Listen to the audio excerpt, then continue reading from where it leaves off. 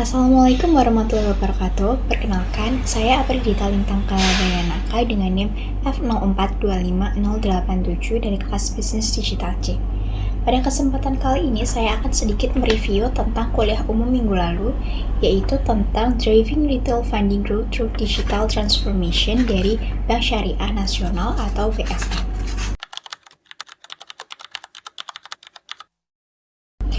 Nah, yang pertama itu mengapa Indonesia sebagai salah satu negara dengan populasi muslim terbanyak, yaitu sekitar 87%, hanya mewakili sekitar 7-8% dari angka perbankan pada sektor bank syariah. Nah, ini disebabkan karena adanya berbagai tantangan, yaitu bank konvensional lebih memiliki skala, jaringan, dan pangsa pasar yang jauh lebih besar. Yang kedua adalah literasi terhadap produk keuangan syariah itu belum merata. Jadi masyarakat belum mengerti atau belum memahami tentang perbankan syariah itu lebih mendalam. Dan yang terakhir ada ekosistem ekonomi syariah belum terintegrasi penuh. Namun, bank syariah di Indonesia ini memiliki beberapa faktor pendorong pertumbuhan, yaitu yang pertama, populasi masyarakat atau muslim di Indonesia itu mayoritas, yaitu sekitar 87%, di mana itu merupakan populasi yang besar. Dan yang kedua, adanya regulator berupa Master Plan Industri Halal, Roadmap Inklusi Keuangan Syariah, dan aturan baru untuk kegiatan usaha bulion atau semacam seperti logam mulia.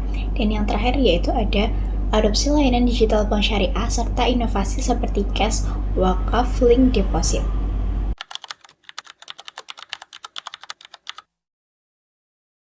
Yang selanjutnya yaitu ada mengapa retail funding itu penting. Nah, jadi retail funding itu adalah dana yang dihimpun dari nasabah perorangan dan bukan perusahaan besar. Nah, mengapa retail funding ini penting? Yang pertama yaitu karena stable funding source. Nah, karena jumlah nasabahnya banyak dengan nominal yang lebih kecil, jadi uangnya itu tidak mudah ditarik sekaligus secara besar-besaran, jadi dananya itu sustain. Yang kedua yaitu margin pembiayaannya meningkat dengan profitabilitas atau profit banknya itu yang lebih sehat. Dan yang terakhir ada supports financing growth, yaitu dana ini biasanya bisa digunakan untuk bahan bakar atau sumber untuk pembiayaan UMKM, konsumsi halal, dan produktif.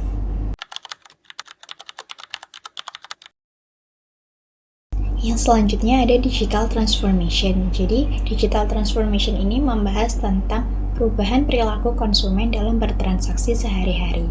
Nah, kalau pada zaman dahulu kita harus pergi ke bank, kita harus pergi ke teller, kita harus pergi ke ATM untuk bertransaksi atau sekedar transfer uang dari satu bank ke bank lain, sekarang kita sudah bisa mempercepat itu dengan menggunakan aplikasi atau kris. Jadi transaksi bisa lebih cepat dan aman.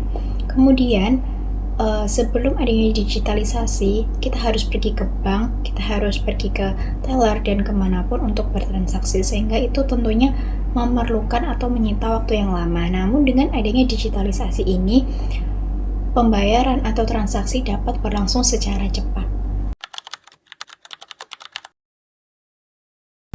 Kemudian, transformasi digital di Indonesia itu memiliki berbagai peluang, yaitu diantaranya adanya pertumbuhan pesat di transaksi perbankan digital karena adanya perubahan perilaku konsumen.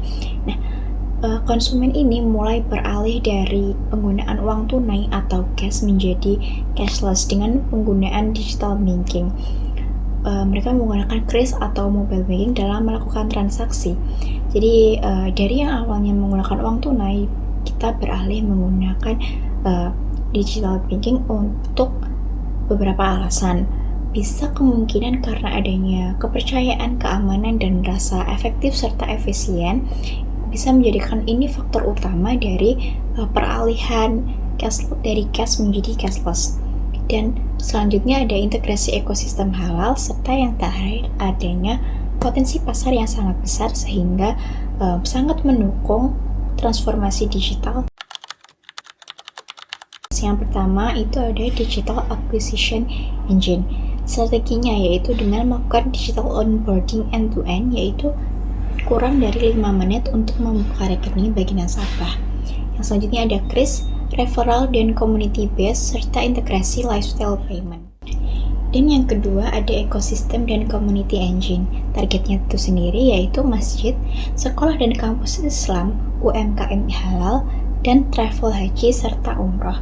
Strategi yang bisa diterapkan yaitu adanya virtual account masjid dan komunitas, cash wakaf link deposit, bundling tabungan haji atau umroh, dan merchant settlement kasa.